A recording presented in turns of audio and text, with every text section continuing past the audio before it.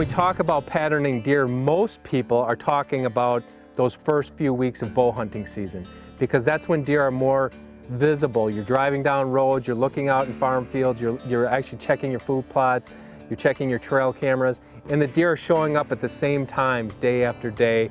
It could be in the morning, normally it's in the evening.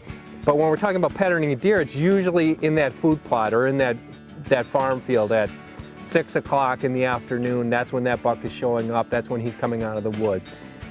That's one way of doing it, and that's how most people view it, is like, well, I'm gonna get in there, I'm gonna try to pinpoint the exact trail where he's coming out. It's a deadly tactic if you can pull it off. Some guys can do it, some guys can't. And then what happens? If you don't capitalize on that pattern, what do you know about the rest of his habitat? Did you even think that far? That's what you have to do. That's true patterning, is knowing where that buck is coming from, and can I get in there, or do I even want to try to get in there before he gets to that food source? It's a tricky science, because if you try to do that early in the season, you educate that deer, you're not going to see him for another month, month and a half. So that's early season patterning.